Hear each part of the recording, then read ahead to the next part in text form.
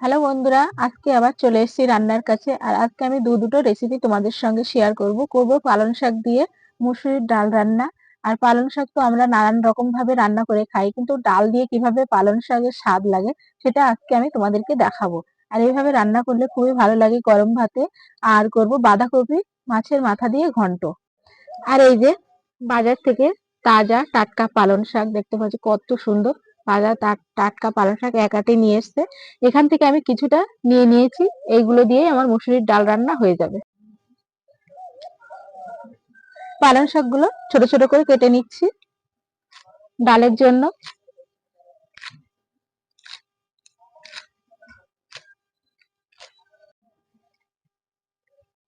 পালং শাকগুলো এরকম ছোট ছোট করে কেটে নিয়ে নিয়েছি। এবার আমি বাঁধাকপি গুলো কেটে নিচ্ছি কুচি কুচি করে।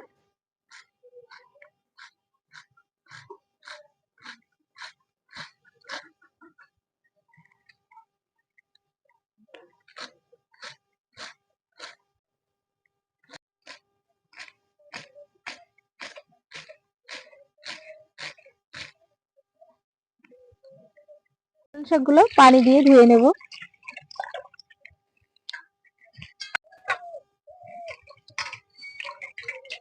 আমি ডালটা সিদ্ধ করে নেব।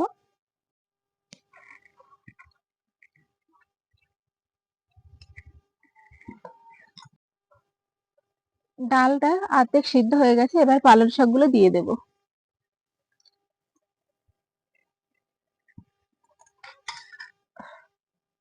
দিয়ে দিচ্ছি লবণ, হলুদ।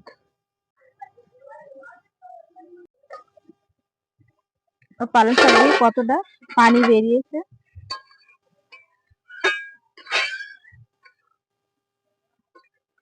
ডাল পালং শাক খুব ভালো করে সিদ্ধ হয়ে গেছে, এবার নামিয়ে নেব।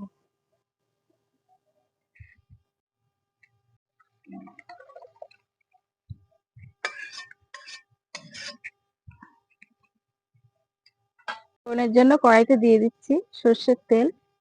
ফোড়নের জন্য দিয়ে দিচ্ছি গোটা জিরে, শুকনো লঙ্কা, তেজপাতা, কুচনো আদা কুচি,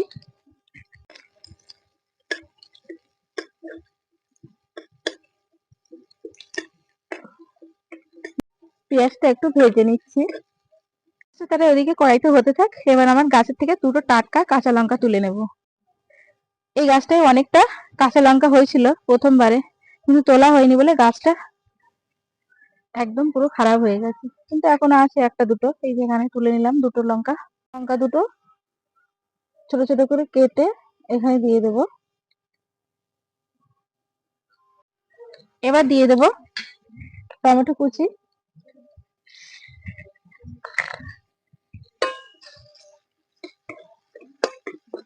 দিয়ে দিচ্ছি টমেটো পেঁয়াজটা গলার জন্য দিয়ে দিচ্ছি হালকা একটু লবণ, লঙ্কা গুঁড়ো, জিরে গুঁড়ো দিয়ে দিলাম।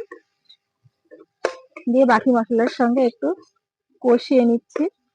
মশলা ভাজা হয়ে গেছে, এবার ডালটা দিয়ে দেব।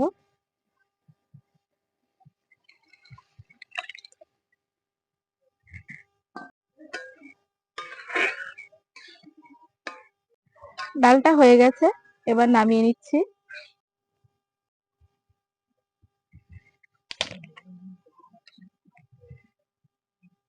গরম ভাতের সঙ্গে খেতে এই ডালটা খুব অসাধারণ লাগে। বাঁধাকপির জন্য কিছু গোটা মশলা ভেজে নেব। ধনে আর গরম মশলা শুকনো খোলায় ভেজে নিচ্ছি। ভাজা হয়ে গেছে, এবার নামিয়ে নেব। মশলাটা পেস্ট করে নেব, ঠান্ডা হয়ে গেলে আর এই মশলাটা বাঁধাকপি নামানোর আগে দিয়ে দেবো। এবার মাছের মাথাগুলো ভেজে নিচ্ছি।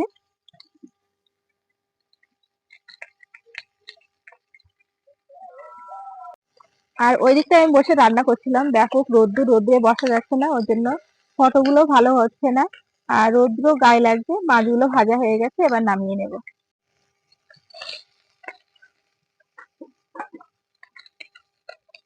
খুব ভালো করে মাথাগুলো ভেজে নিয়েছি।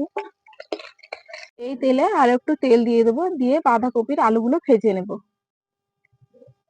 ভেজে নিচ্ছি। দিয়ে দেবো একটু লবণ আর হলুদ দিয়ে আলুগুলো একটু ভেজে নেব। বাঁধাকপি গুলো এর সঙ্গে ভেজে নেব।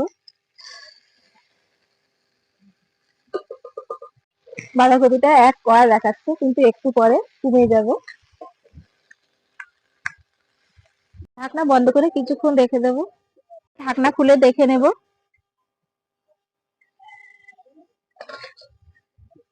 আর এর মাঝে মাঝে আমি 2-3 বার কিন্তু ঢাকনা খুলে নাড়িয়ে দিয়ে নিয়ে নিয়েছি। আলুটা ভাজা হয়ে গেছে, এবার নামিয়ে নেব। দিয়ে দিচ্ছি সর্ষের তেল, জন্য দিয়ে দিচ্ছি শুকনো লঙ্কা, তেজপাতা, আদা আর জিরে বাটা, টমেটো কুচি,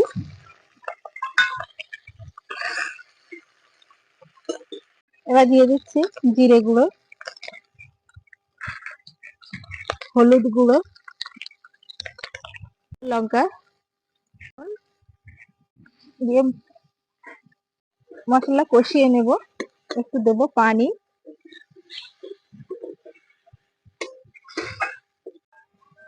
মশলা কষানো হয়ে গেছে, দিয়ে দেবো বাঁধাকপি। মশলার সঙ্গে মিশিয়ে নেব।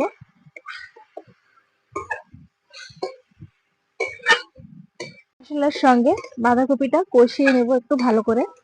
কষিয়ে নিয়েছি মশলার সঙ্গে, এবার দিয়ে দেবো পানি। মাথাগুলো দিয়ে দেব।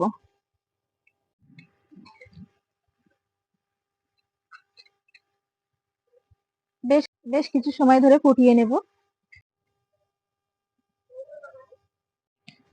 স্বাদটা ব্যালেন্স করার জন্য দিয়ে দিচ্ছি অল্প একটু চিনি। বাঁধাকপি রান্না হয়ে গেছে, এবার উপর থেকে একটু গুঁড়ো মশলা দেব। গুঁড়ো মশলা দিয়ে নামিয়ে নেব। এই মশলাটা তোমরা মাংসেও দিতে পারো।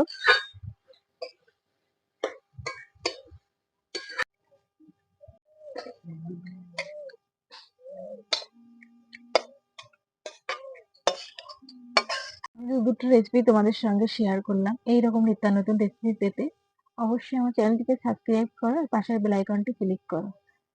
আবারও দেখা হচ্ছে নিত্য নতুন রেসিপির সঙ্গে। সবাই ভালো থেকো, সুস্থ থেকো। বাই।